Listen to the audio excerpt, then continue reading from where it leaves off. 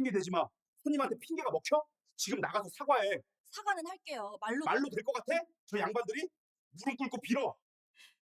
저희가 부족했습니다. 죄송합니다. 죄송합니다. 저희 서비스가 부족했습니다. 그날 저는 20명 앞에서 무릎을 꿇었습니다. 반찬이 늦었다는 이유로, 아니, 정확히는 사장이 자기 실수를 저한테 덮어씌웠기 때문이죠. 남편 사업이 망하고, 차를 팔고, 아이들 학원을 끊고, 마지막으로 남은 자존심마저 앞치마에 싸매고 나간 곳이 이 식당이었습니다. 그런데 그 순간을 누가 보고 있었는지 저는 몰랐습니다. 시아버지였습니다. 그리고 그분은 평생 우리한테 숨겨온 게 있었습니다.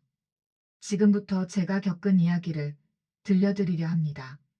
며느리의 무릎을 본 시아버지가 어떤 방법으로 이 치욕을 되돌려줬는지 제 이야기에 공감이 되신다면 구독과 좋아요, 알림 설정까지 눌러주시고 끝까지 함께 해주세요.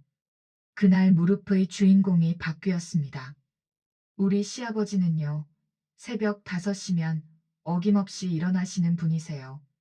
하루도 안 빠지고요. 그 시간에 이 동네에서 불 켜놓고 있는 사람이 신문 돌리는 아저씨하고 우리 시아버지 뿐이었어요. 형광등을 켜시고 수도꼭지를 트시고 두부를 써세요. 칼이 안 흔들려요. 느린데 정확해요. 뚝배기에 된장을 푸시고 불을 켜시면 보글보글 끓기 시작하거든요. 된장찌개 하나, 밥 한 공기, 김치 한 접시. 시아버지 아침은 늘 그거였어요. 몇십 년째. 누가 차려주는 것도 아니고 당신이 손수. 매일 혼자서 의자를 끌고 앉으시면 끼익 소리가 나요.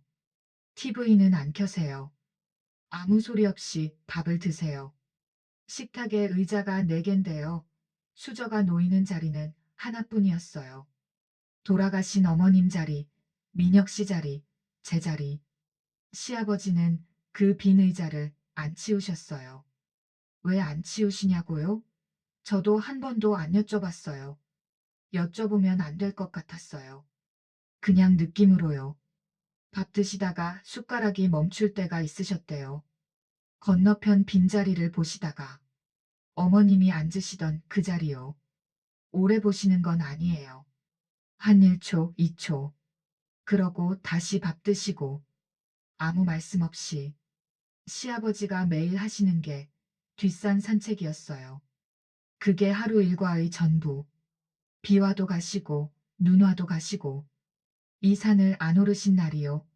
딱 하루 있었대요. 어머님 돌아가신 날. 그날 하루만. 산 중턱에 벤치가 하나 있었는데요. 거기 걸터 앉으시면 동네가 다 보였대요. 아파트, 시장, 그 너머 상가 건물들. 저는 그때 까맣게 몰랐거든요.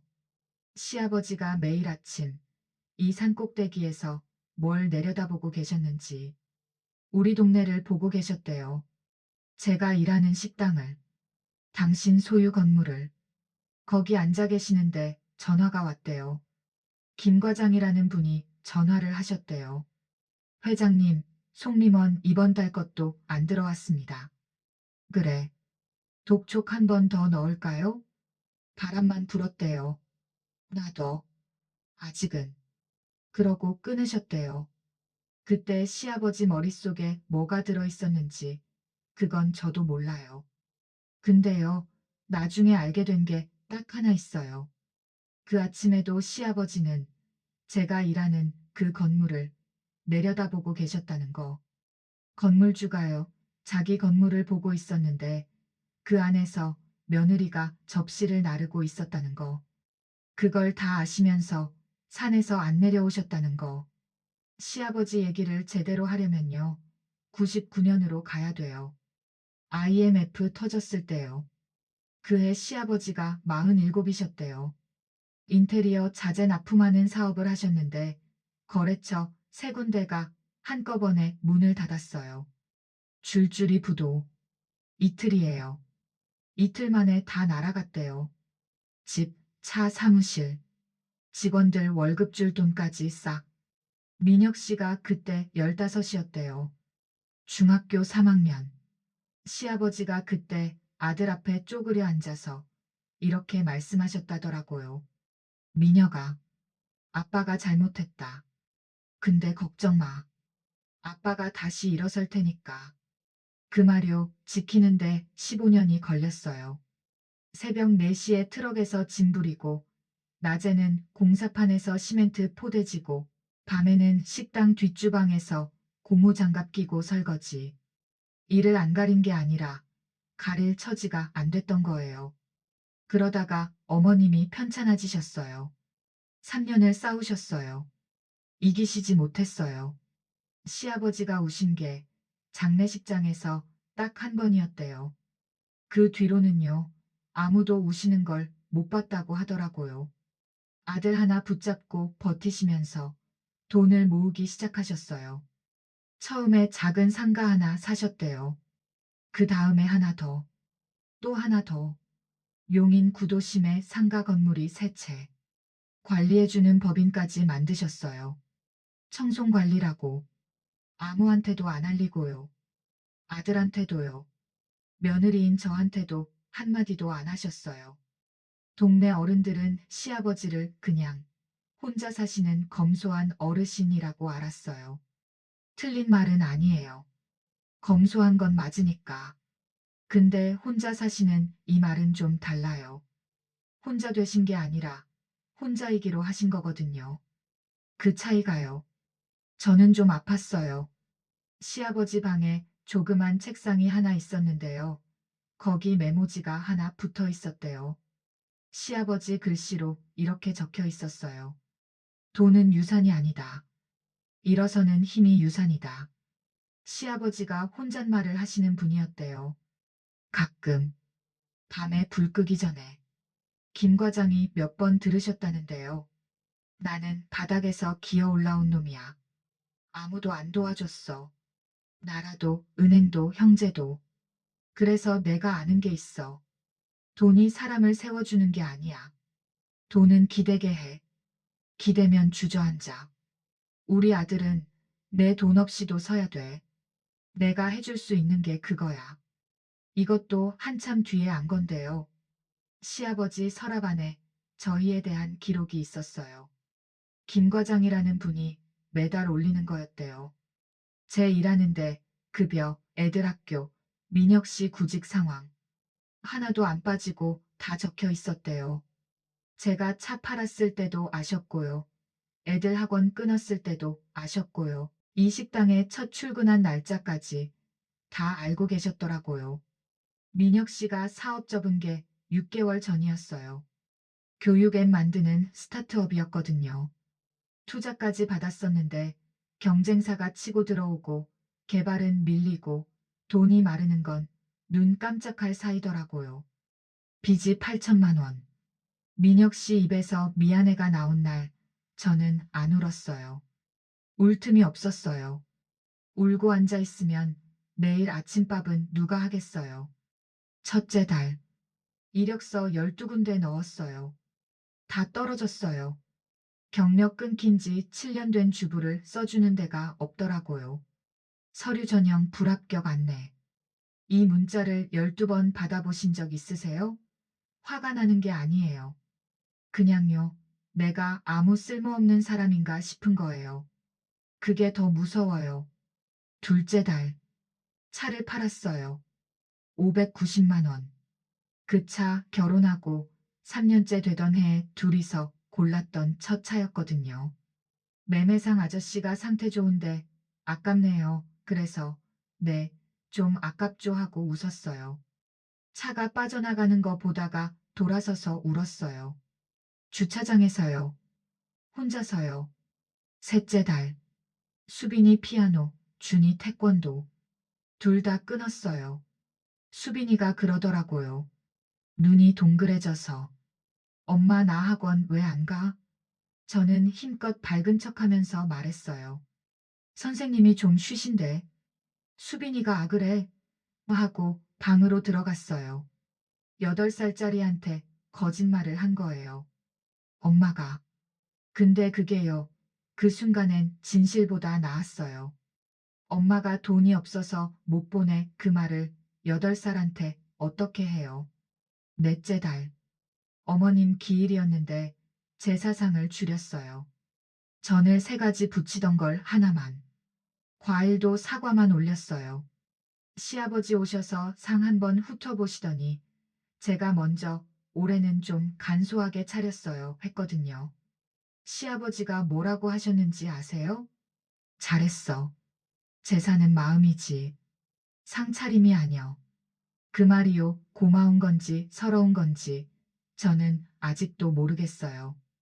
우리 사정을 진짜 모르셔서 그러신 건지 다 아시면서 모른 척 하신 건지 그때는 따질 여유가 없었어요.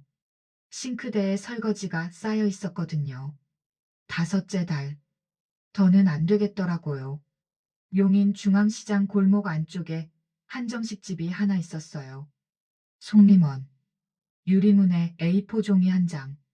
테이프로 붙여놨는데 홀서빙 구함. 경명무관.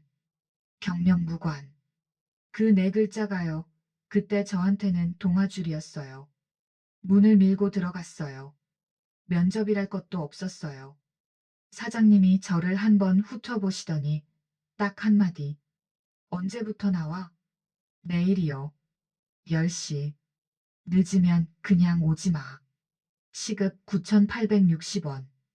하루 12시간이면 한 달에 한 250쯤 돼요. 집세 내고 밥 해먹이고 이자 갚으면 남는 게 거의 없긴 한데요. 그래도요. 거의 없다 하고 아예 없다는 살아본 사람은 알아요. 얼마나 다른지. 그날 밤이었대요. 김 과장이 올린 보고서가 왔는데요. 한서연 송림원 근무 시작. 11월 3일. 시아버지가 그걸 읽고 계셨대요. 얼굴에는 아무것도 안 나타나셨는데 종이 잡고 계신 손끝이 파르르 떨렸대요. 시아버지가 혼잣말을 하셨대요. 천천히. 서연이가 식당에 나갔어. 서빙. 하루 12시간. 종이를 탁 내려놓으셨대요. 그래. 그래야지. 스스로 일어서야지. 내가 손 한 번 내밀면 그 다음에도 내밀어야 돼. 그 다음에도.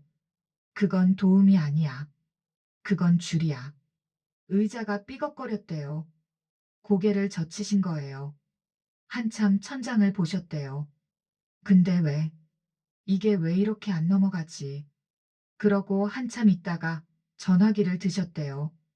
김 과장. 네, 회장님. 송림원 들어있는 그 건물. 임대차 계약서 좀 꺼내놔봐라.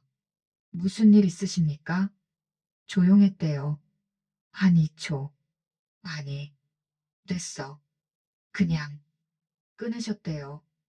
주먹을 쥐셨다가 펴셨다가 다시 쥐셨대요. 그날 밤 시아버지가 뭘 생각하셨는지요. 저는 한참이나 뒤에야 알았어요. 그냥이라고 하셨지만 그 그냥은요. 이미 뭔가 마음먹으신 사람의 말이었어요. 스탠드를 끄기 전에 시아버지가 한마디 하셨대요. 아주 낮게. 여보, 내가 잘하고 있는 거 맞나? 불을 끄셨대요. 시아버지는요. 재산을 숨기신 게 아니었어요. 마음을 숨기신 거였어요. 근데 마음을 너무 깊이 묻어놓으면요. 그게 사랑인지 무심한 건지 받는 쪽에서는 알 길이 없거든요. 그때까지 저는요. 시아버지가 우릴 놓아버리신 줄 알았어요. 그 오해가 풀리기까지 아직 며칠이 남아 있었어요. 송림원이요. 어떤 데냐면요. 용인 중앙시장 골목을 쭉 들어가다 보면 오른쪽으로 꺾이는 모퉁이가 하나 나와요. 거기 2층짜리 상가 건물이 하나 있는데 한 30년은 됐을 거예요. 1층이 송림원이에요. 밖에서 보면 간판 글씨가 반쯤 바래가지고 좀 허름해요. 근데 문 열고 들어가면 달라요. 원목 테이블에 보자기 깔려 있고 반찬이 종지마다 하나하나 정갈하게 담겨 나오고 이 동네에서 한 상 제대로 받으려면 송림원 그 말이 한 20년은 넘었대요. 점심때면 동네 어르신들이 삼삼오오 오시고 주말이면 동창회니 향후회니 단체가 밀려들고 한때는 구청장님도 단골이셨대요. 한때는요. 제가 들어갔을 때는요.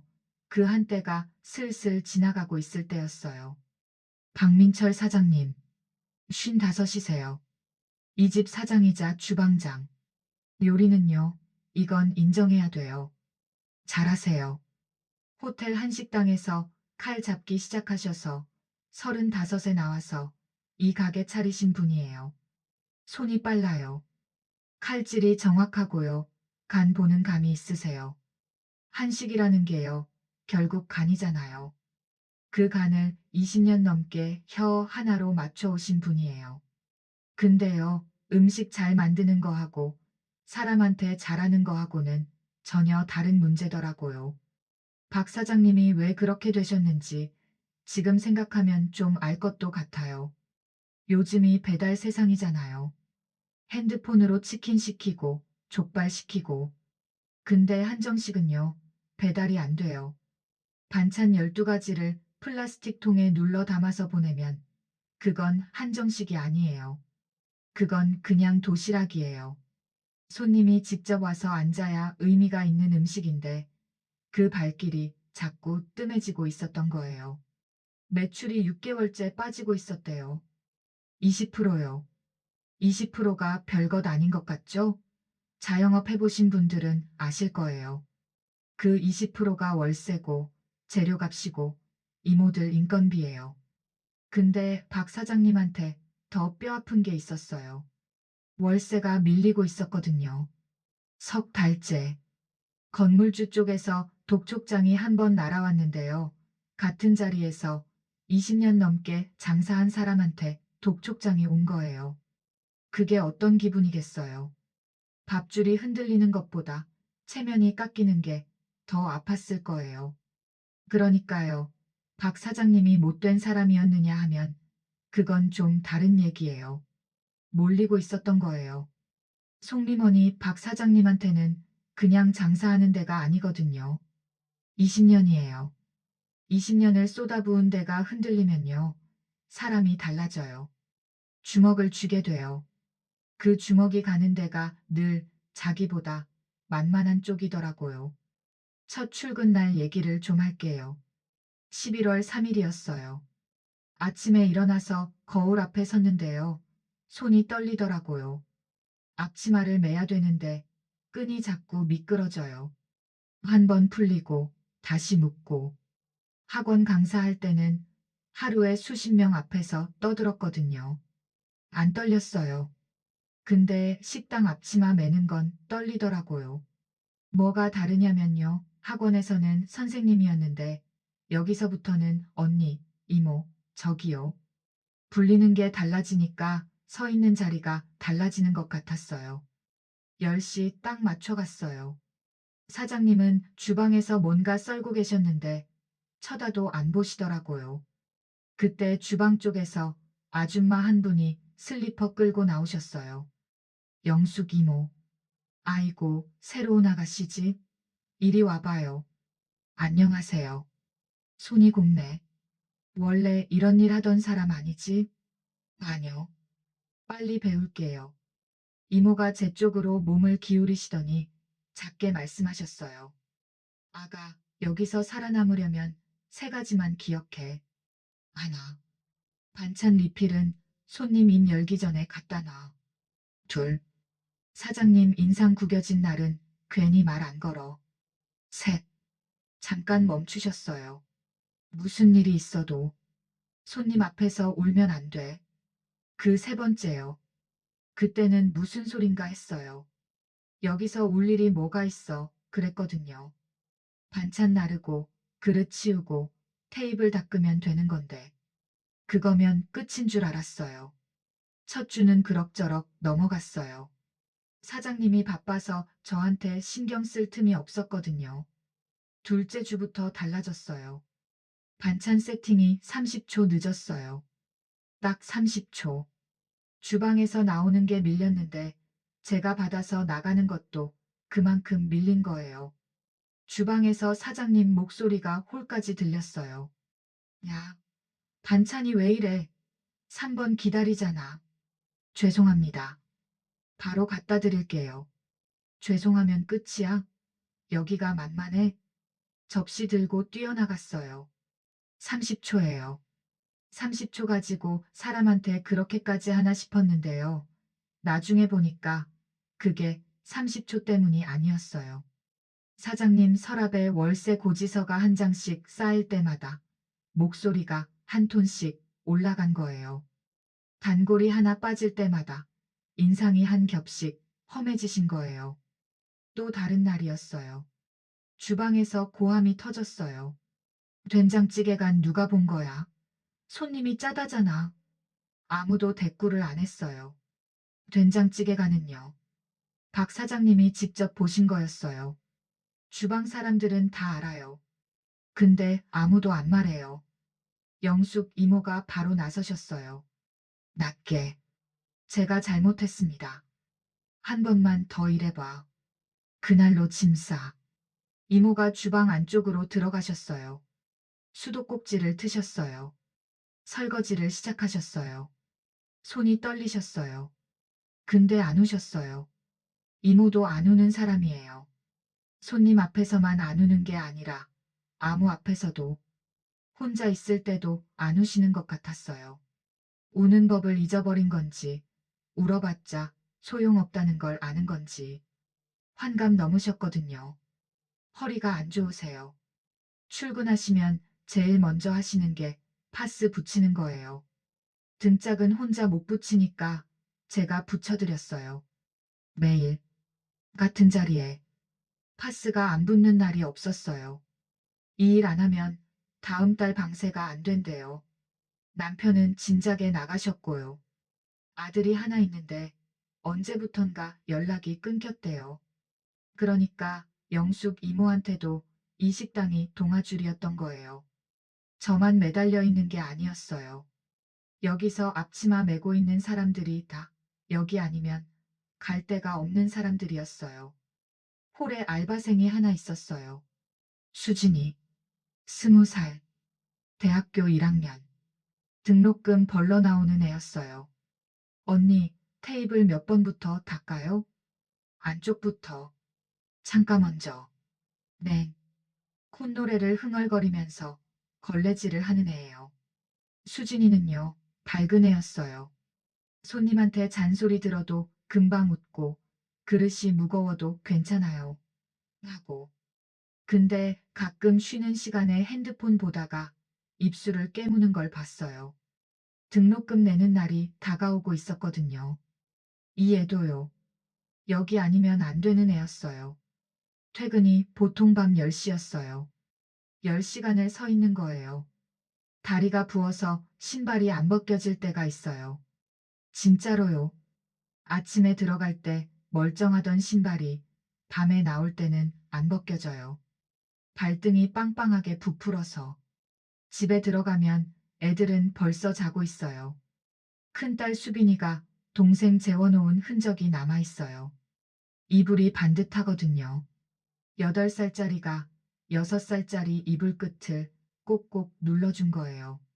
엄마가 안 해주니까 언니가 한 거죠. 그거 보면요. 하루 종일 안 나오던 게 거기서 나와요. 식당에서는 안 울어요. 사장님이 소리 질러도 손님이 반말해도요. 근데 우리 수빈이가 동생 이불 여며준 거 보면 나와요. 코를 훌쩍였어요. 한 번. 짧게. 식탁에 컵라면 국물이 남아있어요. 민혁 씨가 먹은 거예요. 작은 방에서 불빛이 새 나오거든요. 노트북 보고 있는 거예요. 구직 사이트. 저는 그 방문 안 열어요. 할 말이 없어서가 아니에요. 제가 뭐라 하면 그 사람이 더 쪼그라들 것 같아서. 민혁 씨도 자기가 못난 거 알아요. 매일 밤 이력서 고치고 있는 게 그 증거잖아요. 거기다 대고 제가 뭘 더 얹어요. 컵라면 그릇 씻고 싱크대 물기 닦고 행주 걸어놓고 애들 방 가서 이불 한 번 더 잡아당겨 덮어주고 불 끄고요. 저도 눈 좀 붙여야죠. 내일 10시에 또 나가야 되니까. 이불 속에 누우면요. 그제야 하루가 올라와요. 사장님한테 들은 소리, 손님한테 들은 소리, 다리 욱신거리는 거, 허리 뻐근한 거. 낮에는 못 느껴요. 정신이 없으니까. 근데 누우면 한꺼번에 몰려와요. 누워있는데 온몸이 욱신욱신해요. 근데요, 제일 서러운 건 따로 있어요. 사장님이 고함친 거, 그건 참아요. 몸 아픈 거, 그것도 견뎌요. 제일 서러운 건요. 이 얘기 꺼낼 데가 없다는 거예요. 민혁 씨한테요? 못해요. 그 사람도 지금 바닥이에요. 친구들한테요? 부끄러워서 못해요. 학원 다닐 때 우리 남편 스타트업 한다 자랑하던 입으로 나 지금 식당에서 서빙에 그 말이 되겠어요. 시아버지한테요? 시아버지는 전화 드려도 그래, 응 이러고 끊으세요. 그분한테 아버님 저 힘들어요. 그 말이 입에서 나오겠어요. 평생 남한테 힘들다 소리 안 하신 분한테. 근데요. 나중에 알게 됐어요. 시아버지가 전화를 짧게 끊으신 게요. 관심이 없어서가 아니었대요. 오래 듣고 있으면 당신이 먼저 흔들릴까봐 그러신 거였대요. 그걸 그때 알았으면 좀 달랐을까요? 모르겠어요. 아마 밤에 좀 덜 서러웠을 것 같기는 해요. 어쨌든 그렇게 하루하루를 버텼어요. 이를 악물고 버틴 게 아니에요. 이를 악물 기운도 없었어요. 그냥요, 눈 뜨고 가고 일하고 돌아오고 밥 한 끼 해먹이고 설거지하고 불 끄고 누우면 하루가 끝나요. 그게 버티는 거였어요. 밥심으로 버티는 거. 근데 그 버티는 하루가 깨지는 날이 올 줄은 몰랐어요. 토요일이었어요. 11월 셋째 주 토요일. 그날 송림원에 단체 손님이 20명 들어왔어요. 11월 셋째 주 토요일. 눈 뜨자마자 알았어요. 오늘 큰일 나는 날이다. 전날 사장님이 서너 번은 말씀하셨거든요. 내일 점심에 동창회 20명 와. 코스로 빼. 실수하면 나한테 죽어. 9시 반에 나갔어요. 원래 10시인데 일찍 갔어요. 테이블 세팅해야지. 반찬 소분해야지. 식기 한 번 더 훑어야지. 영숙 이모는 벌써 와 계셨어요. 주방에서 나물 데치는 냄새가 김처럼 퍼지고 있었어요. 이모가 낮게 말씀하셨어요. 오늘 사장님 눈이 돌아가 있어. 말 조심해. 네. 매년 오는 단체래. VIP야. 이거 놓치면 난리도 아니여. VIP라는 말에 손이 저절로 빨라졌어요. 테이블 8개 붙이고 의자 20개 맞추고 숟가락 젓가락 하나하나 물수건으로 닦았어요. 입김나는 11월에 찬물에 행주 짜가면서요. 손가락 끝이 벌겋게 됐는데 그걸 신경 쓸 겨를이 없었어요. 12시 딱 되니까 쏟아져 들어왔어요. 동남고등학교 30회 동창회. 20명. 50대 아저씨들이 대부분이셨는데 목소리가 크셨어요. 자리도 안 잡았는데 벌써 소주 먼저 맥주도 하시고 코스 요리가 순서대로 나가야 되거든요. 전체, 잡채, 갈비찜, 생선구이, 된장찌개, 후식. 타이밍이 중요해요. 앞 요리가 빠지면 다음 거 내고 그 사이에 반찬 리필하고 그걸 저 혼자 해야 했어요. 홀에서 20명을. 수진이는 뒤에서 설거지 돌리고 있고 영숙 이모는 주방에서 빠질 수가 없고 처음 2코스는 됐어요. 전체 나가고 잡채 나가고 근데 세 번째 갈비찜. 갈비찜이 안 나왔어요. 5분이 밀렸어요. 왜냐면요. 화구가 하나 나갔거든요. 전날부터 상태가 안 좋았대요. 불세기 조절이 안 됐어요. 사장님이 아셨어요. 근데 수리를 안 불렀어요. 내일까지는 되겠지 하셨대요. 안 됐어요. 주방에서 화구가 안 붙는 소리가 나더니 사장님 욕소리가 들렸어요. 주방이 밀리니까 홀이 같이 밀리는 거예요. 저는 손님들한테 가서 얼굴에 힘껏 웃음을 올리고 양해를 구했어요. 잠깐만 기다려 주세요. 곧 나갑니다. 아, 갈비찜 언제 와? 한참 됐는데. 죄송합니다. 한 23분이면. 여기 김치 좀 더 줘. 반찬도 다 떨어졌어. 네, 바로요. 20명이 한꺼번에 드시니까 반찬이 눈 깜짝할 새에 바닥이에요. 김치, 콩나물, 시금치. 리필하러 주방 갔다 오면 다른 데서 또 불러요. 다리가 후들거렸어요. 근데 멈출 수가 없어요. 멈추면 다 밀리니까. 동창회 간사라는 분이 있었어요. 50대 남자분. 매년 이 모임 장소를 잡는 사람이에요. 본인 체면이 있잖아요. 내가 잡은 데가 이 꼴이냐, 그 기분이었을 거예요. 직접 사장님한테 따지러 가셨어요. 사장, 이게 뭡니까? 예약하고 왔는데 갈비찜이 왜 이래? 반찬도 제때 안 나오고. 우리가 만만해? 사장님 얼굴이 굳는 게 보이더라고요. 이 동창회가요. 매년 속림원을 쓰는 데거든요. 1년에 2번. 봄, 가을. 이 사람들 놓치면 연 매출에서 몇백이 날아가요. 지금 손님 빠지고 월세 밀리는 판에 이것까지 놓치면 진짜 끝장이에요. 사장님이 앞치마를 대충 훔치고 주방에서 나오셨어요. 손님한테 허리를 꺾으셨어요. 아이고, 죄송합니다. 제가 직접 챙기겠습니다. 돌아서셨어요. 돌아서자마자 저를 부르셨어요. 핑계 대지 마. 주방이랑 홀 손님한테 사이에 핑계가 먹혀? 좁은 지금 통로가 나가서 사과해. 있거든요. 사과는 거기로. 통로요. 형광등이 지잉 울리고 있었어요. 다른 소리는 안 들렸어요. 한서연 씨. 네. 저 사람들. 매년 오는 단체야. 오늘 기분 상하면 내년부터 안 와. 홀은 내가 맡았잖아. 내 책임이야. 사장님, 화구가 나가서 주방이 밀린 거예요. 제가. 핑계 대지 마. 손님한테 핑계가 먹혀? 지금 나가서 사과해. 사과는 할게요. 말로. 말로. 잠깐 조용했어요. 말로 될 것 같아? 저 양반들이 무릎 꿇고 빌어. 처음에 잘못 들은 줄 알았어요. 무릎을 꿇으라고. 저한테? 사람들 앞에서? 내가 안 하면 다른 사람 시켜야 돼. 영숙이 이모 시킬까? 환갑 넘은 사람한테? 수진이 시킬까? 20살짜리 애한테? 아니면 둘 다 오늘부로 내보내든가. 골라. 형광등이 지잉 울리고 있었어요. 제 숨소리가 빨라지는 게 들렸어요. 머릿속이 하얘졌어요. 진짜요. 눈앞에 형광등 불빛밖에 안 보였어요. 무릎을 꿇으라고. 20명 앞에서. 바닥에. 나는 누구 앞에서도 무릎 꿇어본 적 없는 사람인데. 아이 둘 엄만데. 남편이 사업 말아먹어서 여기 온 거지. 내가 뭘 잘못해서 온 게 아닌데.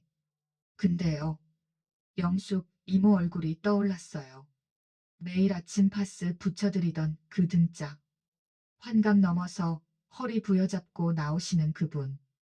잘리면 다음 달 방세를 못 내는 사람. 수진이 얼굴도요. 등록금 마감이 코앞인데 괜찮아요. 하면서 웃던 20살. 여기서 잘리면 그의 등록금은 어디서 나와. 제가 꿇으면 아무도 안 잘려요. 제가 할게요. 통로에서 홀로 걸어 나갔어요. 한 발, 한 발. 동창회 테이블 앞에 섰어요. 20개의 눈이 저를 봤어요. 뭘 하려는 거지 하는 눈. 반찬 갖고 온 건가 하는 눈. 뭐야 하는 눈. 술잔 든 채 멈춰 있는 눈. 다리가 떨렸어요. 무릎이요. 안 꿇어본 사람은 몰라요. 서 있다가 무릎을 꿇는다는 게 그게 얼마나 먼 건지. 30cm예요. 무릎에서 바닥까지. 근데 그 30cm가요. 그날 제 인생에서 제일 먼 거리였어요. 무릎이 마루에 닿았어요. 툭 하고 둔탁한 소리가 났어요. 홀이 숨을 멈춘 것처럼 조용해졌어요. 저희가 부족했습니다. 죄송합니다. 고개를 숙였어요. 바닥이 보였어요. 마루 나뭇결 사이에 끼어있는 먼지. 그게 다였어요. 20명이 저를 내려다보고 있었는데 저한테는 바닥밖에 안 보였어요. 무릎이 시렸어요. 11월 마루가 차갑거든요. 간사분이 당황하셨어요. 허둥대시면서. 아니 뭐 그렇게까지 됐어요. 됐어. 일어나요 일어나. 일어났어요. 무릎을 안 털었어요. 털면 손 떨리는 게 보일까 봐요. 그냥 돌아섰어요. 아무 말 안 하고 통로 쪽으로. 통로 벽에 등을 기댔어요. 손이 떨렸어요. 다리가 떨렸어요. 울면 안 돼. 울면 안 돼. 영숙 이모가 그랬잖아. 울지 말라고. 안 울었어요. 근데 다리에 힘이 쭉 빠져서 그대로 주저앉았어요. 통로 바닥에. 또 바닥이에요. 아까는 무릎이었고 이번에는 엉덩이. 등이 벽을 타고 스르르 미끄러졌어요. 코를 훌쩍였어요. 한 번. 삼켰어요. 그때요. 주방 쪽에서 소리가 들렸어요. 영숙 이모 목소리였어요. 혼잣말. 작게. 아이고 사람한테 그걸 시키네 그걸. 그러고 수도꼭지를 확 트는 소리가 들렸어요. 물이 세게 나오는 소리. 이모가 울고 계셨어요. 수도꼭지를 틀어놓고요. 물소리로 묻으려고. 근데 통로까지 들렸어요. 물소리 사이로 이모가 숨을 삼키는 소리가요. 손님 앞에서 울지 말라고 하신 분이요. 주방에서 수도꼭지 틀어놓고 울고 계셨어요. 저를 지키려고 하신 게 아니에요. 지키지 못한 게 속이 상하셨던 거예요. 이 얘기는요. 한참 뒤에야 알게 된 거예요. 그 시각에요. 식당 밖에 사람이 한 명 서 있었대요. 시아버지예요. 그날 거기 오신 이유는요. 2층에 볼 일이 있으셨대요. 건물 상태 보러 김 과장하고 미팅이 잡혀 있었거든요. 자기 건물이니까요. 1층을 지나치시다가 유리문 너머로 홀이 보인 거예요. 시아버지가 유리문 앞에 서셨대요. 안을 보셨대요. 무릎 꿇고 있는 여자. 20명 앞에서 고개 숙이고 있는 여자. 며느리. 시아버지 손이 유리문에 올라갔대요. 밀려고. 지금 당장 들어가려고. 손바닥이 유리에 닿았대요. 안 여셨대요. 김 과장이 나중에 말해줬어요. 그때 시아버지 손이 하얘졌다고요. 유리문 잡은 손등에 핏줄이 올라왔다고요. 근데 안 여셨대요. 손을 떼셨대요. 시아버지가 속으로 생각하셨대요. 들어가면 감정이야. 감정으로 가면 져. 확실하게. 끝을 내야 돼. 돌아서셨대요. 주머니에서 핸드폰을 꺼내셨대요. 김 과장. 네, 회장님. 송림원 CCTV. 오늘자 전부 뽑아. 임대차 계약서, 특약 조항 다 챙겨놔. 혹시 무슨 내일 간다. 끊으셨대요. 발소리가 멀어졌대요. 저는 그때 몰랐어요. 유리문 밖에 시아버지가 서 계셨다는 거. 제가 무릎 꿇는 걸 보셨다는 거. 그 문을 열려다가 참으셨다는 거. 저는 그냥요. 통로 바닥에 주저앉아서 떨리는 다리를 손으로 주무르고 있었어요. 무릎 꿇었던 자리가 시리더라고요. 그 시린 게 안 가시더라고요. 그러면서 혼자 생각했어요. 일어나야 돼. 아직 3코스 남았어. 갈비찜 나가고 생선 나가고 된장찌개 나가야 돼. 일어나. 서연아. 일어났어요. 앞치마를 탁탁 털었어요. 숨을 한 번 크게 쉬었어요. 홀로 다시 나갔어요. 다시 나갔어요. 안 울었어요. 영숙 이모가 시킨 대로. 근데요. 그날 밤에 집에 와서 샤워기 틀어놓고 울었어요. 물소리 밑에서요. 영숙 이모처럼. 한참을 울었어요. 물소리가 다 가려주는 줄 알았는데 아마 안 가려졌을 거예요. 근데 아무도 안 왔어요. 다행히. 그 무릎이요. 제 거예요. 제가 골라서 꿇은 거예요. 영숙 이모 안 잘리게, 수진이 안 잘리게. 그건 맞아요.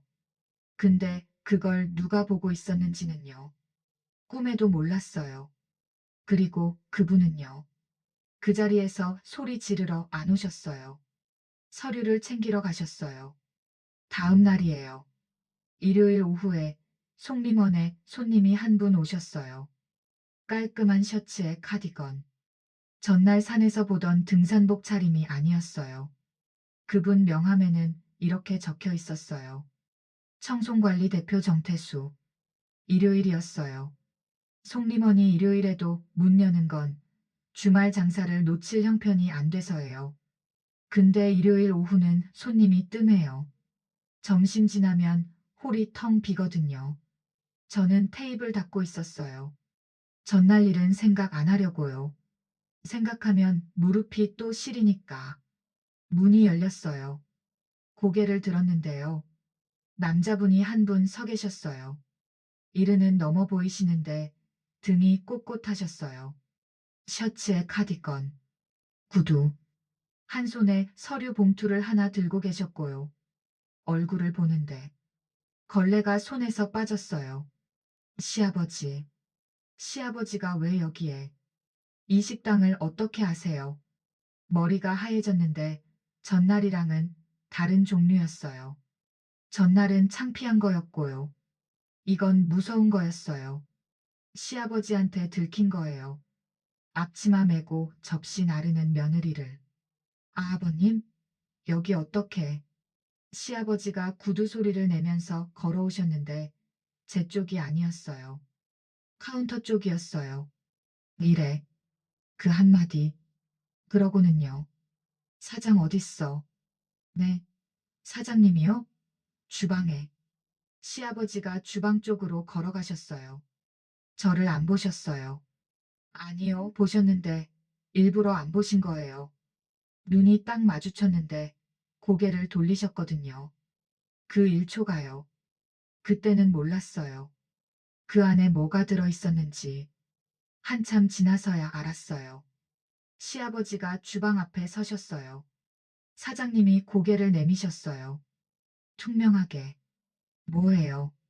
드실 거면 홀에 앉으세요. 밥 먹으러 온 거 아닙니다. 시아버지가 봉투에서 명함을 꺼내셨어요. 카운터에 탁 놓으셨어요. 정태수. 청송관리. 청송관리. 그 이름을 듣는 순간 사장님 얼굴이 바뀌었어요. 청송관리가 뭔지 저는 그때 몰랐거든요.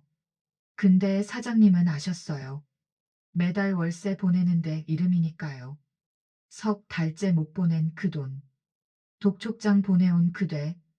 아, 청송관리 안 해. 이 건물 관리하는 법인이에요.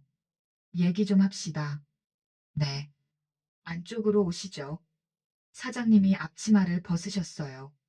손을 훔치셨어요. 의자를 끄셨어요. 그 순서가요. 빠르더라고요. 저는 카운터 쪽에 서 있었어요. 뭘 해야 될지 모르겠어서요. 걸레를 쥔 채로 서 있었어요. 시아버지가 사장님이랑 마주 앉으셨어요. 홀 구석 작은 테이블에. 시아버지가 봉투에서 종이를 꺼내셨어요. 탁자에 놓으셨어요. 임대차 계약서. 3년 전에 갱신한 거. 12조 사망. 임차인은 건물 안에서 폭언, 폭행, 기타 위법 행위를 해선 안 된다. 위반하면 임대인이 바로 계약 해지할 수 있다. 읽어보셨죠? 네. 근데 그게 왜? 시아버지가 두 번째 종이를 꺼내셨어요. 어제 11월 셋째 주 토요일 낮 12시 40분쯤 홀 직원한테 손님 앞에서 무릎 꿇고 빌라고 시킨 거. 맞죠? 조용했어요. 한참. 그건 서비스 차원에서. 서비스요? 사람을 바닥에 꼴리는 게 서비스입니까? 저는 카운터에서 듣고 있었어요. 다리에 힘이 빠지는 것 같더라고요. 시아버지가 아신 거예요. 전날 일을. 제가 무릎 꿇은 걸. 근데 어떻게? 시아버지가 세 번째를 꺼내셨어요. 종이가 아니라 핸드폰이었어요. 탁자에 놓으셨어요. CCTV 영상. 1층 홀에 달린 겁니다. 건물주 쪽 자산이에요. 열람 권한은 관리법인에 있고요. 그걸 왜? 12시 38분. 통로에서 직원한테 무릎 꿇으라고 하는 장면. 12시 41분. 직원이 손님 20명 앞에서 무릎 꿇는 장면. 다 찍혀 있어요. 영상을 보여주셨대요. 잠깐. 사장님 얼굴이 확 굳었어요. 그건 상황이 있었어요. 단체 손님이 난리를 쳐서. 상황은 압니다.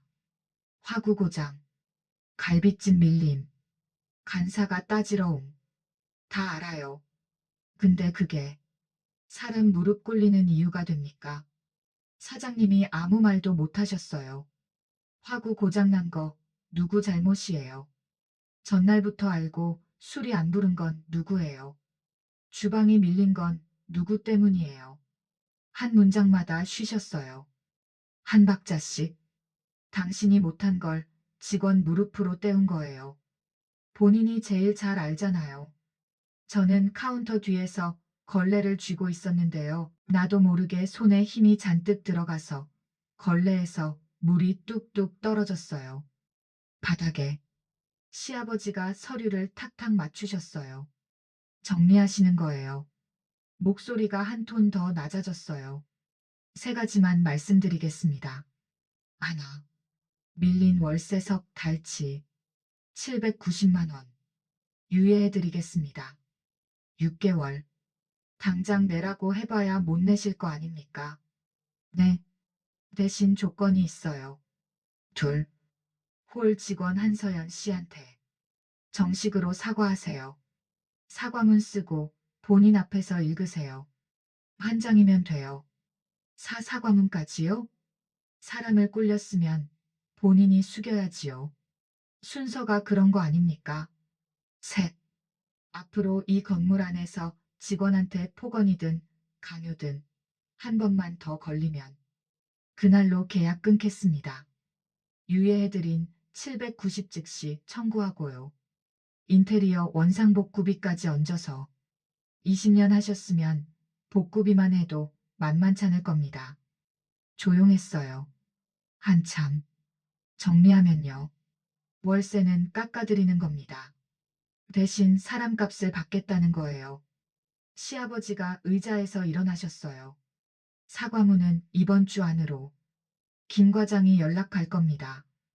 출입문 쪽으로 걸어가셨어요. 시아버지가 카운터 앞을 지나셨어요. 제가 서 있는데요.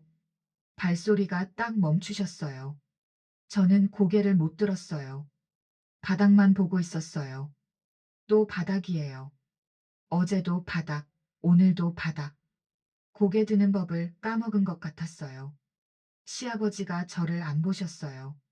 정면을 보신 채로 아주 낮게 말씀하셨어요. 밥은 먹고 다녀. 그 한마디요. 시아버지가 저한테 하신 말은 딱 그거였어요. 저를 안 보시고 하셨어요. 보시면 당신 얼굴이 일그러지실까봐. 그건 한참 뒤에야 안 거예요. 문이 열리고 닫혔어요. 바람이 잠깐 들어왔다가 나갔어요. 저는 그 자리에 서 있었어요. 걸레에서 물이 뚝뚝 떨어지고 있었는데 그것도 몰랐어요. 사장님은 그 자리에 한참 앉아 계셨어요. 5분인지 10분인지 명함을 들고 계셨대요.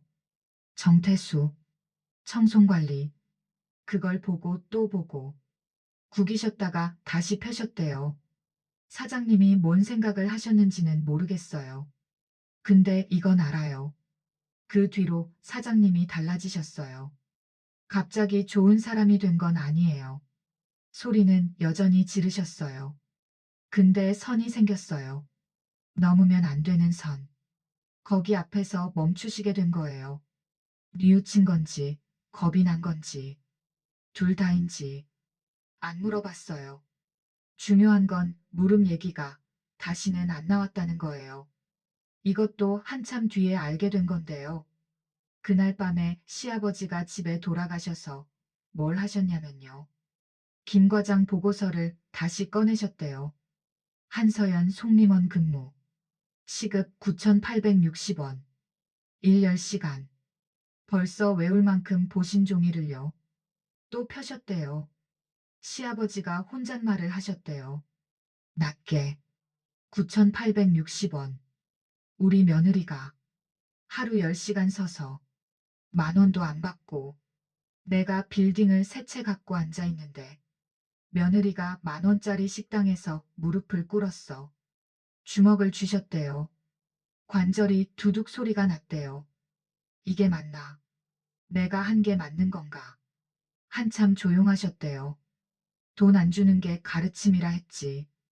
알아서 일어서야 된다 했지. 근데 이건 일어서는 게 아니잖아. 밟히는 거잖아. 시아버지가 그날 밤에 우셨대요. 김 과장이 저녁에 전화를 드렸는데 목소리가 이상하셔서 바로 끊었대요. 장례식장 이후로 처음이라고 했어요. 어머님 돌아가신 날 이후로 한 번도 안 우신 분이요. 며느리 때문에 우신 게 아니에요. 당신 때문에 우신 거예요. 당신이 세워놓은 원칙 때문에 며느리가 남 앞에서 무릎을 꿇었다는 게 그게 가슴에서 안 내려간 거예요. 내려가질 않은 거예요. 사흘 뒤에요. 영업 끝나고 사장님이 저를 부르셨어요. 또 통로인가 싶어서 심장이 철렁했는데 홀 테이블이었어요. 앉으래요. 사장님이 A사 종이 한 장을 꺼내셨어요. 접혀 있었어요. 손때가 묻어 있더라고요. 몇 번이나 접었다 폈다 하신 것 같았어요. 한서연 씨. 네. 사장님이 종이를 읽으셨어요. 더듬거리면서. 지난 토요일에 내가 시킨 것에 대해서 사과합니다. 직원한테 그런 짓을 시킨 건 내 잘못이고 변명 안 하겠습니다. 종이를 내려놓으셨어요. 저를 보셨어요. 미안합니다. 사장님이 고개를 숙이셨어요. 깊지는 않았어요. 근데 숙이셨어요.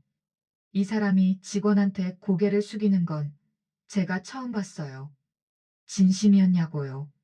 모르겠어요. 건물주한테 찍혀서 어쩔 수 없이 하는 건지, 진짜 마음이 쓰여서 하는 건지, 아마 반반이었을 거예요. 사람 마음이 그렇잖아요. 이유가 딱 하나인 적이 없으니까. 네, 알겠습니다. 일어섰어요. 괜찮아요 안 했어요. 괜찮지 않았으니까.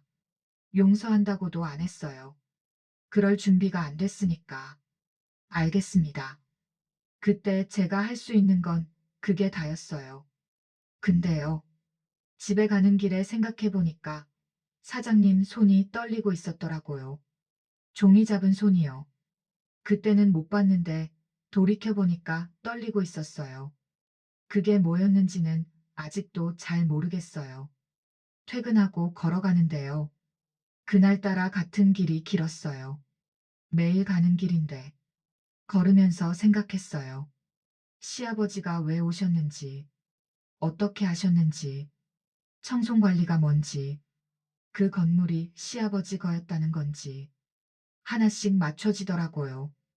뒷산에서 매일 내려다보셨다던 그 건물, 김 과장이 매달 올린다던 보고서, 밀린 월세 독촉을 안 하셨던 이유, 다 이어지는 거였어요. 시아버지는요. 처음부터 다 알고 계셨어요. 제가 어디서 일하는지, 누구 밑에서 일하는지, 그 건물이 당신 거라는 걸. 근데 말씀을 안 하셨어요. 제가 알아서 일어서길 기다리셨으니까. 그게 시아버지 방식이니까. 근데 무릎은 달랐던 거예요. 일어서는 거하고 밟히는 거는 다르니까.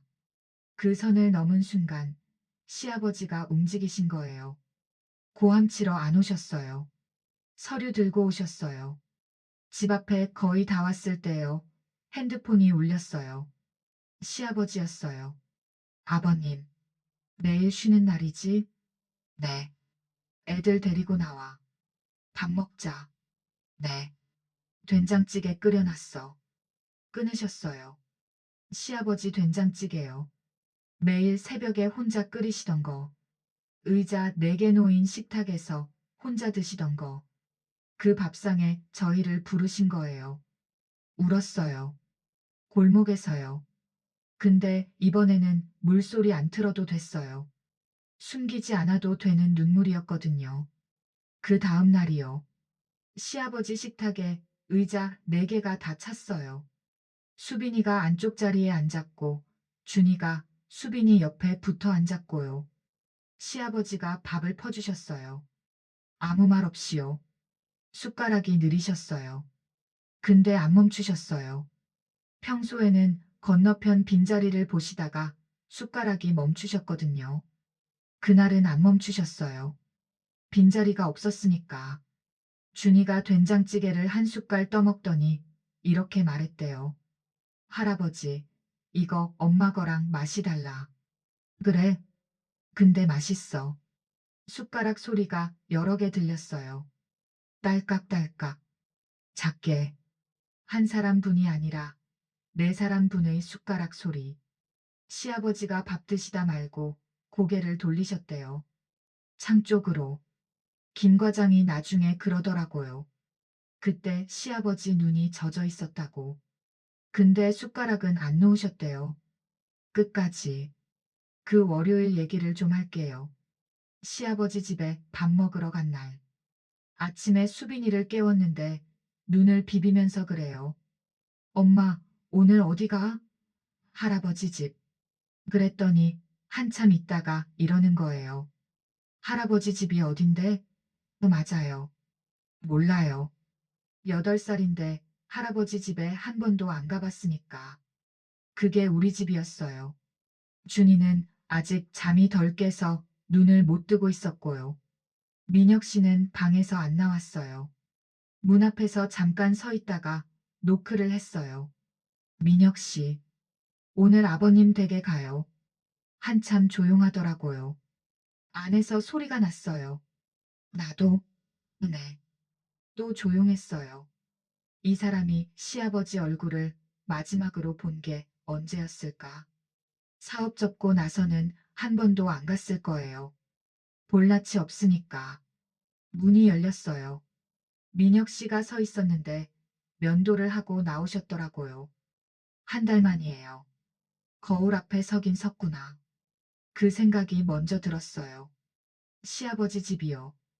용인 수지 쪽 아파트예요. 34평인데 혼자 사시기엔 넓어요. 현관에 들어서는데 신발장 앞에 슬리퍼가 놓여 있었어요. 4켤레. 큰 거 2개, 작은 거 2개. 그거 보고 멈칫했어요. 시아버지가 사놓으신 거예요. 저희 올 거 알고. 작은 건 아이들 거잖아요.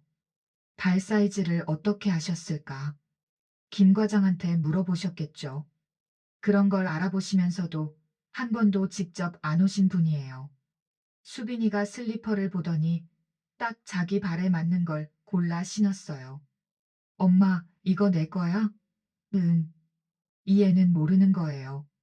할아버지가 발 사이즈까지 물어봐서 산 거라는 걸. 식탁이 보였어요. 의자 4개. 밑반찬이 벌써 차려져 있었어요. 된장찌개가 뚝배기에서 아직 보글거리고 있었고요. 계란말이, 콩나물 무침, 김. 거창한 밥상이 아니에요. 근데 양이 4사람 분이었어요. 혼자 잡숫던 분이 4그릇을 차려놓으신 거예요. 시아버지는 주방에서 뭔가를 마저 하고 계셨어요. 우리가 왔는데 바로 안 나오셨어요. 나중에 안 건데요. 눈이 부어 있으셔서 찬물로 세수를 하고 계셨대요. 식탁에 앉았어요. 시아버지가 나오셨어요. 민혁 씨를 보셨어요. 그 순간이 제일 무서웠어요. 시아버지가 뭐라고 하실까? 이 꼴이 뭐냐? 사업 말아먹고 그동안 뭘 했냐? 그런 말이 나올 줄 알았어요. 민혁 씨는 고개를 못 들고 있었어요. 숟가락을 잡은 손이 떨리고 있었고요. 시아버지가 뭐라고 하셨냐면요. 밥 먹어. 그게 다였어요. 그 두 마디가 끝이었어요. 민혁 씨가 고개 숙인 채로 숟가락을 들었어요. 된장찌개를 한 숟갈 떴어요. 입에 넣었어요. 한참을 씹다가 숟가락을 놓았어요. 어깨가 떨렸어요. 소리는 안 냈어요. 근데 어깨가 움직이는 게 보였어요. 시아버지가 안 보셨어요. 아니, 보셨는데 모른 척 하셨어요. 당신은 밥을 드셨어요. 천천히. 김치를 집어서 준이 앞에 놓아주셨어요. 이거 먹어봐. 아무 일 없다는 듯이. 본 척 안 하는 게 배려인 사람이 있어요. 말 안 하는 게 다정인 사람이. 시아버지가 그런 사람이더라고요. 밥을 다 먹고요. 제가 설거지 하겠다고 했어요. 시아버지가 놔둬 하셨어요. 아니요, 제가 할게요. 놔두래도 평소 같으면 물러섰을 거예요. 근데 그날은 안 물러섰어요. 싱크대 앞에 서서 수도꼭지를 틀었어요. 시아버지가 뒤에서 보고 계셨을 거예요. 설거지를 하는데요. 속림원에서 하는 설거지하고는 달랐어요. 거기서는 빨리빨리 해야 돼요. 그릇이 밀리니까. 근데 여기서는 천천히 해도 됐어요. 아무도 안 재촉하니까. 뚝배기를 씻는데 된장 냄새가 손에 배더라고요. 시아버지가 끓인 된장. 혼자 드시려고 끓이던 걸 4사람분으로 늘려서 끓이신 거. 그 뚝배기를 문지르는데 눈물이 나려고 해서 수도꼭지를 좀 세게 틀었어요. 물소리로 덮으려고요. 근데 시아버지가 뒤에서 그러셨어요. 물 아까워. 좀 줄여. 웃었어요. 울다가 웃었어요. 시아버지는 이런 분이에요. 며느리가 울든 말든 물이 아까우면 아깝다고 하시는 분. 근데 그게요. 그 타이밍에 정이더라고요. 물줄이라는 소리가 정이 되는 경우가 있어요. 설거지 끝나고요. 아이들은 거실에서 TV를 보고 있었어요. 시아버지 집에 TV가 있는 줄 처음 알았어요. 안 보실 것 같은 분이. 수빈이가 리모컨을 찾아서 척 틀었는데 시아버지가 뭐라 안 하셨어요. 아이들이 TV 보는 뒷모습을 한참 보고 계셨어요. 민혁 씨가 베란다에 나가 있었어요. 시아버지가 베란다로 나가셨어요. 문을 닫으셨어요. 저는 안 따라갔어요. 아버지하고 아들 사이에 제가 끼면 안 돼요. 그건 아니까. 근데 유리문 너머로 보이더라고요. 시아버지가 민혁 씨 옆에 서셨어요. 나란히. 둘 다 아래를 내려다보고 있었어요. 주차장인지 놀이터인지 뭘 보셨는지는 모르겠어요. 한참 아무 말이 없으셨어요. 나중에 민혁 씨한테 물어봤어요. 그때 아버지가 뭐라고 하셨냐고. 민혁 씨가 그러더라고요. 아버지가 그러셨어. 늦었다고 생각할 때가 늦은 거 아니다. 접었을 때가 늦은 거다. 그것만 제가 물어봤어요. 아니, 하나 더. 이력서 갖고 와. 내가 한번 볼게. 그 한마디가요. 민혁 씨한테는 당장 통장에 뭐가 들어오는 것보다 큰 거였을 거예요. 아버지가 이력서를 보겠다는 거. 아버지가 아직 관심이 있다는 거. 아직 접지 않으셨다는 거. 민혁 씨가 그날 밤에 이력서를 다시 열더라고요. 방에서 노트북 불빛이 새어나왔는데요. 전이랑 뭔가 달라 보였어요. 어깨요. 구부정하던 어깨가 조금 펴져 있었어요. 아주 조금. 근데 같이 사는 사람은 그 조금을 알거든요. 그 다음 주 월요일에도 시아버지한테 전화가 왔어요. 밥 먹으러 와. 그 다음 주에도요. 또 그 다음 주에도. 매주 월요일. 된장찌개가 어떤 주는 좀 짰어요. 어떤 주는 싱거웠고요. 맛이 들쑥날쑥했어요. 혼자 드실 때는 상관없으셨을 텐데 네 사람 분으로 양을 늘리니까 간이 안 잡히신 거죠. 수빈이가 어느 날 그랬어요. 할아버지, 오늘 좀 짜. 준이가 옆에서 나는 맛있는데? 하고요. 시아버지가 수빈이를 보시더니 이렇게 말씀하셨어요. 그래, 다음엔 덜 넣을게. 그 말이요. 시아버지가 손녀한테 다음엔 덜 넣을게 하신 거요. 이분이 누구한테 맞춰본 적이 없는 분이에요. 평생 당신 입맛대로 사신 분이에요. 그 사람이 8살짜리 혀에 맞추겠다고 했어요. 그게 달라지는 거예요. 한꺼번에 확 바뀌는 게 아니에요. 된장 한 숟갈 덜 넣는 데서부터 달라지는 거예요. 12월이 됐어요. 송림원은 계속 다녔어요. 사장님은 달라지셨어요. 아까 말한 대로요. 소리는 지르셔도 선을 안 넘으셨어요. 영숙 이모는 여전히 파스 붙이고 출근하셨고요. 제가 여전히 등짝에 붙여드렸어요. 매일 같은 자리예요. 이모도 저도 습관이 된 거예요. 수진이가 등록금을 냈어요. 마감 일주일 전에 겨우 채웠다고 쉬는 시간에 울면서 웃더라고요. 언니 나 냈어. 진짜 냈어. 230만 원이요. 남들한테는 별것 아닌 돈인데 그 애한테는 산 하나 넘은 거였어요. 12월 둘째 주에 민혁 씨가 면접을 봤어요. 중소기업이었어요. IT 쪽. 대표가 시아버지 옛날 사업 동료의 아들이래요. 시아버지가 소개를 해주셨냐고요? 직접은 아니에요. 김 과장을 통해서 이력서가 갔대요. 시아버지는 민혁 씨한테 한마디도 안 하셨어요. 내가 넣어줬다. 그런 말 안 하셨어요. 저절로 된 것처럼 해주신 거예요. 그게 시아버지 방식이에요. 티를 안 내시는 거. 면접 보고 온 날이에요. 민혁 씨가 현관에서 신발을 벗는데요. 저를 보더니 이렇게 말했어요. 서연아. 이름을 부른 게 한 달 만이었어요. 그동안은 눈도 잘 안 마주치셨거든요. 면접 봤어. 어땠어? 모르겠어. 근데 갔다 왔어. 그게 다였어요. 근데 그 갔다 왔다가요. 큰 거였어요. 방에서 안 나오던 사람이 밖에 나가서 사람을 만나고 온 거잖아요. 이력서 들고 누구 앞에 앉았다 온 거잖아요. 수고했어요. 하고 민혁 씨 구두를 신발장에 넣어줬어요. 오래 신은 구두라 먼지가 좀 묻어 있었는데 닦은 흔적이 있더라고요. 아침에 나가기 전에 닦으신 거예요. 그 구두 보면서 생각했어요. 아, 이 사람도 버티고 있었구나. 나만 버틴 줄 알았는데. 12월 셋째 주 수요일 밤이었어요. 애들 재우고 설거지하고 있었는데 핸드폰이 울렸어요. 시아버지였어요. 월요일이 아닌 날에 전화가 온 건 처음이었어요. 아버님. 전화 너머가 조용했어요. 한 3초쯤.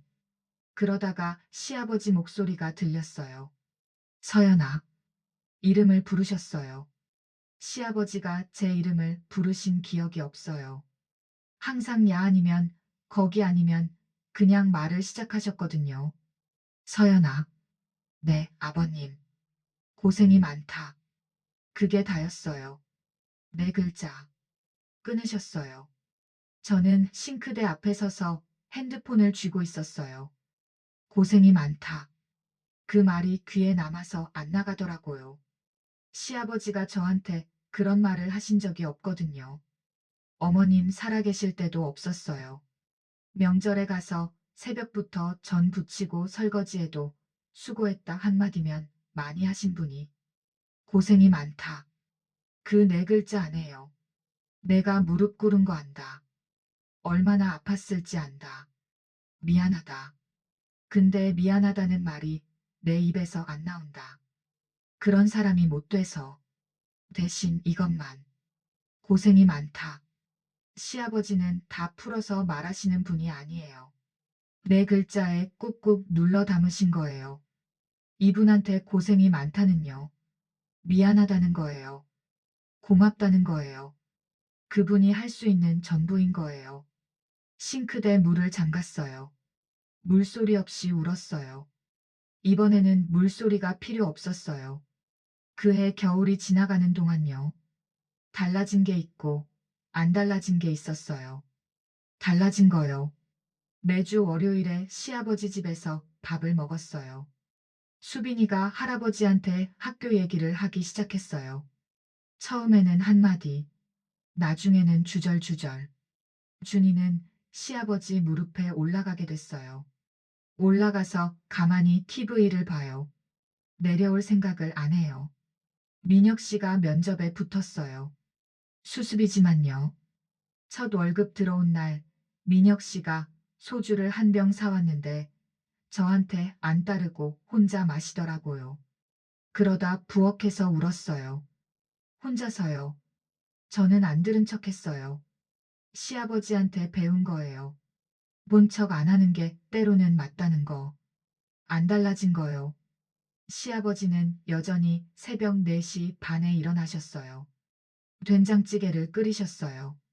뒷산에 올라가셨어요. 전화는 여전히 짧으셨어요. 그래. 응. 밥 먹어. 근데요. 안 달라진 것처럼 보이는 안에 달라진 게 있었어요. 된장찌개 간이 조금씩 맞아가고 있었어요. 수빈이 혀에, 네 사람 향해, 그리고 뒷산에서 내려다보시던 시선이요. 예전에는 건물만 보셨대요. 관리가 되나, 외벽에 금이 갔나, 세입자가 바뀌었나. 근데 그해 겨울부터는요. 건물 1층 유리문 안쪽이 보이셨대요. 거기서 앞치마 메고 접시 나르는 사람이. 그 사람이 오늘도 괜찮은지 그걸 보셨대요. 이 얘기가 뭐냐면요. 큰 사건이 아니에요. 누가 갑자기 부자가 된 것도 아니고 누가 무릎 꿇고 용서를 빈 것도 아니에요. 밥이에요. 매주 월요일에 같이 먹는 밥. 된장찌개 간이 한 숟갈씩 맞아가는 거. 할아버지 무릎에서 내려올 줄 모르는 손주. 이력서 들고 구두 닦고 면접 보러 나간 남편. 등짝에 파스 붙여드리는 아침. 그런 거예요. 사람이 다시 일어서는 건요. 무릎에서 일어서는 건요. 한 번에 벌떡 되는 게 아니더라고요. 밥 한 끼 먹고, 설거지 한 번 하고, 이불 한 번 여며주고, 그렇게 한 뼘씩 올라오는 거예요. 시아버지가 그걸 아신 거예요. 돈으로 일으키는 게 아니라 밥상으로 일으키는 거라는 걸. 그 겨울이 지나고요. 봄이 오기 직전에 시아버지가 저한테 한마디를 더 하셨어요. 그 한마디는요. 다음에 할게요. 마지막 얘기니까. 2월이었어요. 겨울 끝자락. 아직 춥긴 한데 바람이 좀 달라요. 2월 바람은 12월하고 1월은 그냥 차거든요. 근데 2월은 찬 안에 뭔가 섞여 있어요. 봄이 오고 있다는 거. 아직은 아닌데 오고는 있다는 거. 2월 셋째 주 일요일이었어요. 시아버지한테 전화가 왔어요. 월요일이 아닌 날이었어요. 또 서연아. 네, 아버님. 내일 모레 시간 돼? 네. 산에 좀 가자. 산이요? 시아버지가 저한테 산에 가자고 하신 건 처음이었어요. 뒷산. 매일 새벽에 올라가시는 그 산. 혼자만 가시는 산. 거기에 저를 부르신 거예요. 화요일 아침이었어요. 아이들은 학교 보내고 송림원은 하루 빠지기로 했어요. 사장님한테 전화했더니 잠깐 조용하시다가 알았어 하셨어요. 예전 같으면 하루 빠지면 누가 홀바하셨을 텐데요. 알았어. 한마디. 그것도 달라진 거예요. 시아버지 아파트 앞에서 만났어요. 등산복 차림이셨어요. 이게 원래 모습이에요. 셔츠에 카디건이 아니라요. 등산화 끈을 다시 메고 계셨어요. 왔어? 네. 그게 인사였어요. 같이 걸었어요. 아파트 뒤쪽으로 돌아가면 산 입구가 나와요. 시아버지가 매일 4시 반에 오르시는 길. 오르막이 시작됐는데 시아버지가 빠르셨어요. 이른이 넘으셨는데 제가 따라가기 버거웠어요. 매일 오르시는 분이니까요. 저는 10시간 서서 일하는 다리인데 산은 다른 근육이더라고요. 헉헉거렸어요. 시아버지가 한 번 뒤를 돌아보셨어요. 그러고 걸음을 좀 늦추셨어요. 안 기다려주시는 분인데 늦추셨어요. 20분쯤 올랐을까요? 시아버지가 멈추셨어요. 벤치가 하나 있었어요. 나무 벤치. 엉덩이 닿는 데가 반질반질했어요. 매일 앉으시는 자리니까. 거기 앉으셨어요. 저도 옆에 앉았어요. 앉아서 아래를 내려다봤어요. 아, 이게 시아버지가 매일 보시던 거구나. 아파트 단지가 보이고 그 너머로 시장 골목이 보이고 2층짜리 상가 건물이 보였어요. 간판 글씨가 반쯤 바랜 건물. 1층에 유리문이 있는 송림원. 여기서 보이는 거였어요. 시아버지가 매일 새벽에 올라와서 여기 앉아서 저 건물을 내려다보셨던 거예요. 건물을 보신 게 아니에요. 저기서 앞치마 메고 일하는 며느리를 보신 거예요. 한참 아무 말이 없었어요. 바람만 불었어요. 2월 바람. 시아버지가 먼저 입을 여셨어요. 서연아. 네. 내가 할 말이 있어. 민혁이가 사업 접었을 때 나한테 돈 빌리러 왔었어. 그건 알고 있었어요. 민혁 씨가 말해줬으니까. 안 빌려주셨다는 것도 안 빌려줬지. 돈으로 살려봤자 또 돈으로 망한다고 생각했어. 알아서 일어서야 된다고. 그래야 다음에 안 넘어진다고. 시아버지가 허벅지 위에 놓인 손을 내려다보고 계셨어요. 주름이 깊은 손이에요. 빌딩 세 채를 가진 손인데 일하신 손이에요. 그게 맞다고 생각했어. 지금도 틀렸다고는 안 해. 근데 한 박자 쉬셨어요. 결과가 내 생각대로 안 됐어. 산 아래를 보셨어요. 송림원 쪽을.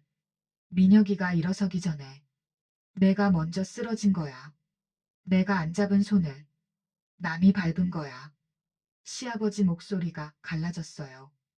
이분 목소리가 갈라지는 걸 저는 두 번째 듣는 거였어요. 처음은 고생이 많다 하실 때, 두 번째가 지금 그 식당 바닥에 무릎을 꿇은 게 내 며느리야. 숨을 한 번 들이쉬셨어요. 길게.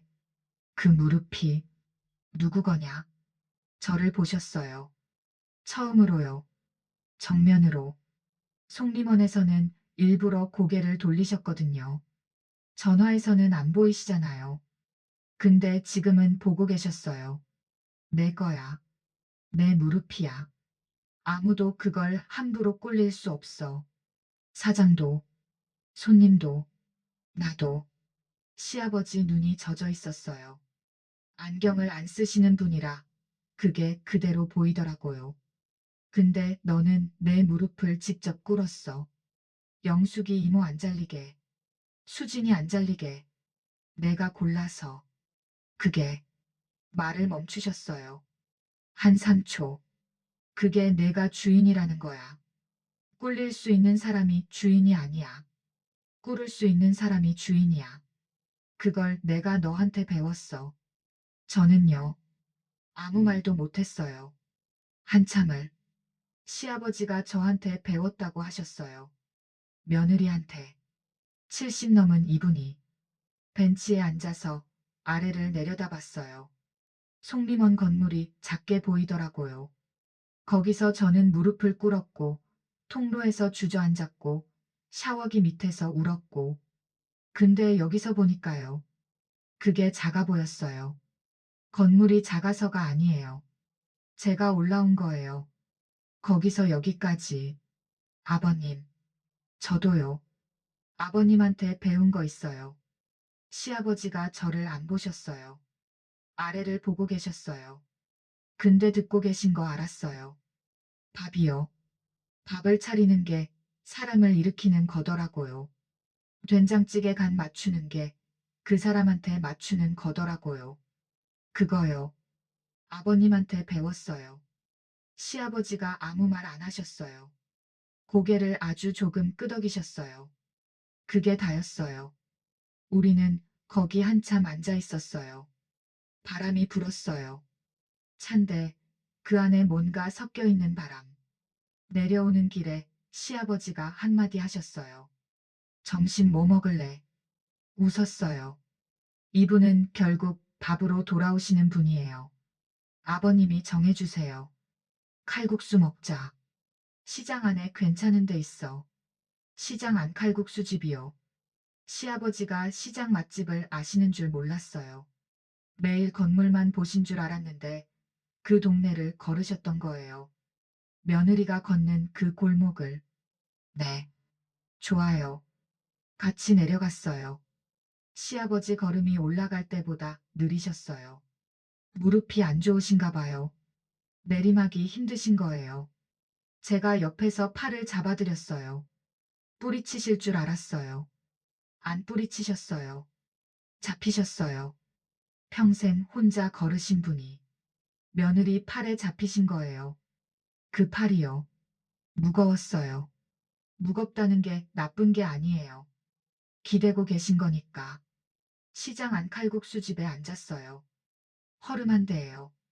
플라스틱 의자에 스테인리스 테이블. 시아버지가 이런 데 앉아 계신 게 좀 웃기더라고요. 빌딩 세 채 가진 분이 8,000원짜리 칼국수 집에 칼국수가 나왔어요. 양푼이에요. 두 사람 분이 담겨 나왔어요. 김치가 종지에 따로. 파가 송송 올라가 있고 시아버지가 먼저 드셨어요. 후루루 소리를 내셨어요. 밥 드실 때 소리 안 내시는 분인데요. 칼국수를 후루루 드시더라고요. 저도 먹었어요. 뜨거웠어요. 국물이 허연 게 멸치 우린 물에 반죽이 풀린 거예요. 대단한 맛이 아니에요. 근데 뜨거웠어요. 2월에 산 내려와서 먹는 칼국수는 뜨거우면 그냥 맛있어요. 시아버지가 반쯤 드시다가 그러셨어요. 맛있냐? 네. 여기가 싸. 그게 칭찬이에요. 시아버지한테 싸다는 최고의 칭찬이에요. 국물을 마시는데요. 코끝이 찡했어요. 근데 안 울었어요. 칼국수 먹으면서 울면 좀 그렇잖아요. 속으로만 생각했어요. 이 뜨거운 국물 한 그릇이 이분이 할 수 있는 전부라는 거. 된장찌개도 그렇고 칼국수도 그렇고 이분은 말 대신 국물을 주시는 분이에요. 그 뒤의 일들을 좀 정리해 드릴게요. 민혁 씨는요. 수습 끝나고 정직원이 됐어요. 3월에 월급이 많지는 않아요. 근데 매달 들어와요. 컵라면 대신 밥을 해 드시게 됐고요. 가끔 제가 퇴근하면 부엌에서 라면을 끓이고 계세요. 컵라면이 아니라 냄비라면이에요. 계란 올려서. 배고프지? 이거 먹어. 그 한마디가 나오기까지 반년이 걸렸어요. 수빈이는요. 학교에서 일기를 썼대요. 우리 가족이라는 제목으로. 담임 선생님이 보여주셨는데요. 우리 가족은 엄마 아빠 준이 할아버지입니다. 할아버지가 들어가 있었어요. 1년 전에는 할아버지 집이 어딘지도 몰랐던 애가요. 영숙 이모는요. 아직 송림원에 계세요. 파스는 여전히 제가 붙여드려요. 근데 이모가 어느 날 그러셨어요. 아가, 너 얼굴이 좀 피더라. 피었다는 거요. 안색이 돌아왔다는 거예요. 제가 들은 칭찬 중에 제일 좋은 말이었어요. 수진이는요. 2학기 등록금도 냈어요. 이번에는 마감 2주 전에 다 모았대요. 언니, 나 다음 학기는 좀 여유 있을 것 같아. 좋겠다. 진짜. 박 사장님은요. 화구를 고치셨어요. 그때 그 화구. 수리비가 12만 원이었대요. 12만 원. 처음부터 고쳤으면 그 일이 없었을 거예요. 사장님도 아실 거예요. 근데 저한테 그 얘기는 안 하세요. 저도 안 해요. 꺼내지 않는 게 나은 것도 있으니까요. 지금이요? 3월이에요. 봄이 왔어요. 저는 아직 속림원에 다녀요. 앞치마 메고, 반찬 나르고, 그릇 치우고. 다리는 여전히 부어요. 밤에 신발 안 벗겨지는 건 똑같아요. 근데 달라진 게 있어요. 퇴근하고 집에 가면요. 민혁 씨가 깨어 있어요. 부엌 불이 켜져 있어요. 냄비에서 뭔가가 끓고 있어요. 가끔은 된장찌개예요. 시아버지한테 배웠대요. 된장 끓이는 법. 간이 아직 안 맞아요. 짜기도 하고 싱겁기도 하고. 근데 끓이고 있어요. 매일은 아니지만. 수빈이 방에 들어가면 이불이 반듯해요. 이제는 수빈이가 혼자 여민 게 아니에요. 민혁 씨가 여며준 거예요. 아빠가 덮어준 이불. 수빈이는 그 차이를 모를 수도 있어요. 근데 저는 알아요. 매주 월요일에는 시아버지 집에 가요. 된장찌개 간이요. 요즘은 거의 맞아요. 지난주에 수빈이가 할아버지 오늘 맛있어 했거든요. 시아버지가 아무 말 안 하셨는데 숟가락이 좀 빨라지셨어요. 이분은 숟가락 속도로 기분이 나오는 분이에요. 이 얘기를 왜 했냐면요. 무릎을 꿇는다는 거. 그게 꼭 지는 게 아니더라고요. 저는 그날 속림원에서 무릎을 꿇었어요. 20명 앞에서. 바닥에. 제 인생에서 제일 서러운 30cm였어요. 근데요. 그 무릎은 제 거였어요. 제가 골라서 꿇은 거예요. 억지로 눌린 게 아니에요. 영숙 이모 지키려고, 수진이 지키려고, 제가 직접 내려간 거예요. 시아버지가 그러셨잖아요. 꿀릴 수 있는 사람이 주인이 아니라 꿇을 수 있는 사람이 주인이라고. 저는 그 말을 이렇게 알아들었어요. 무릎의 주인은요. 꿀리는 사람이 아니라 꿇는 사람이에요. 자기 무릎을 자기가 쓸 수 있는 사람. 어디에 내려놓을지를 자기가 고르는 사람. 그리고 다시 일어서는 사람. 일어서는데 오래 걸려요. 벌떡 되는 게 아니에요. 밥 한 끼 먹고, 된장 한 숟갈 줄이고, 파스 한 장 붙이고, 이불 한 번 여며주고, 그렇게 한 뼘씩 올라오는 거예요. 저는 아직 올라오는 중이에요. 다 올라온 건 아니에요. 근데 올라오고는 있어요. 시아버지 된장찌개 간이 맞아가는 것처럼, 민혁 씨 어깨가 펴지는 것처럼, 수빈이가 할아버지한테 주절주절 말하는 것처럼, 준이가 할아버지 무릎에서 안 내려오는 것처럼, 조금씩, 조금씩이요. 아, 그리고 하나만 더요. 시아버지 식탁이에요. 의자가 5개가 됐어요. 시아버지가 하나 더 사셨대요. 민혁 씨 자리. 원래 4시였는데 민혁 씨가 올 때마다 부엌에서 의자를 갖다 놓았거든요. 그러다 어느 날 그냥 하나를 더 사셨대요. 5번째 의자. 김 과장이 그러더라고요. 회장님이 의자 사셨는데 이번에는 저한테 안 시키시고 직접 고르셨습니다. 직접. 슬리퍼 살 때는 김 과장한테 사이즈를 물어보시던 분이 의자는 직접 가서 앉아보시고 고르셨대요. 그게요. 뭐라고 해야 될까요? 사랑이라는 거 아닐까요? 잘은 모르겠어요.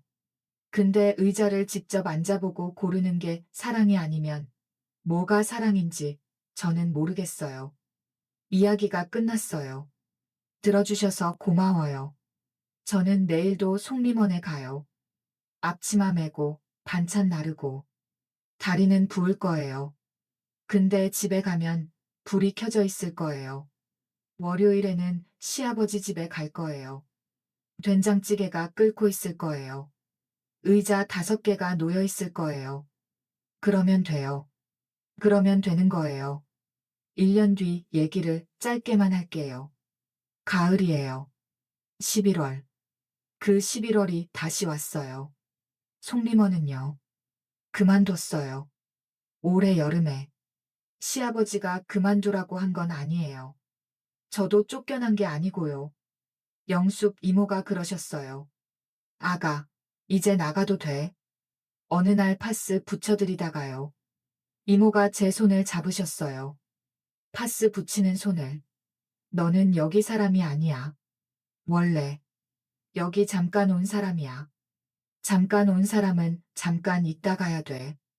오래 있으면 발이 묶여. 이모 눈이 젖어 있었어요. 이분이 우시는 건 수도꼭지 밑에서 한 번 본 적 있거든요. 그날은 수도꼭지 없이 젖어 계셨어요. 이모, 저 가면 파스 누가 붙여드려요. 수진이가 하겠지 뭐. 웃으셨어요. 저도 웃었어요. 마지막 날 앞치마를 벗어서 개켜놓고 나왔어요. 카운터 위에요. 사장님이 주방에서 안 나오셨어요.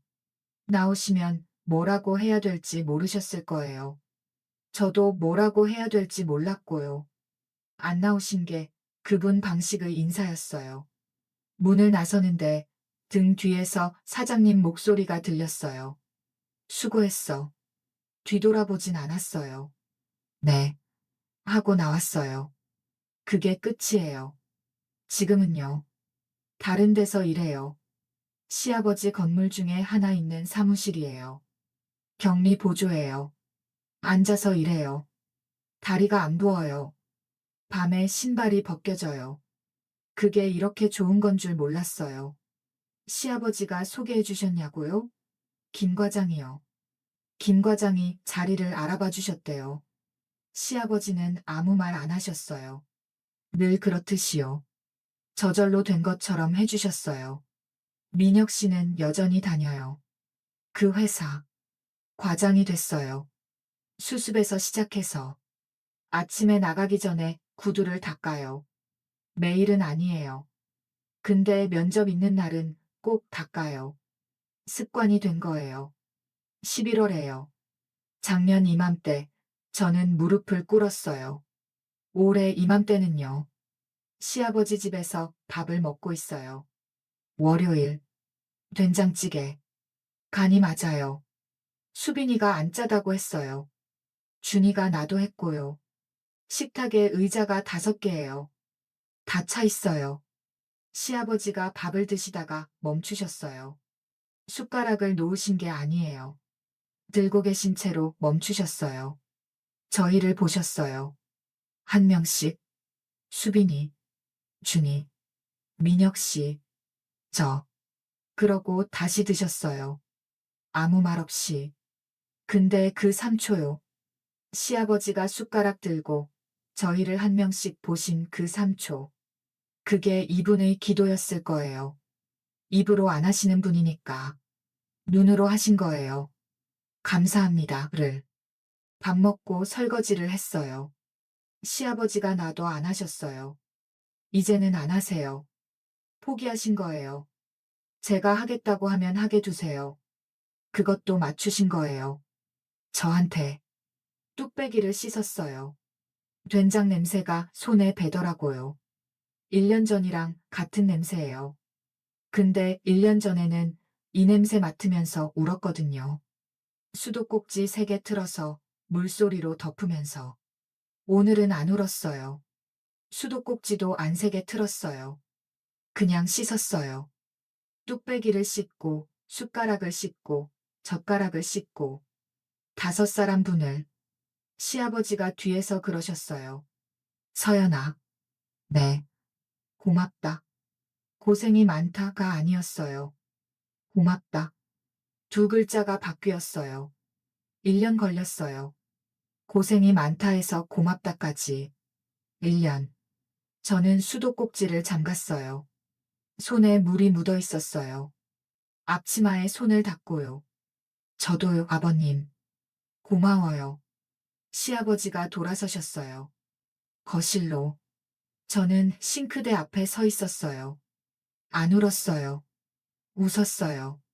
이제 진짜 끝이에요. 들어주셔서 고마워요.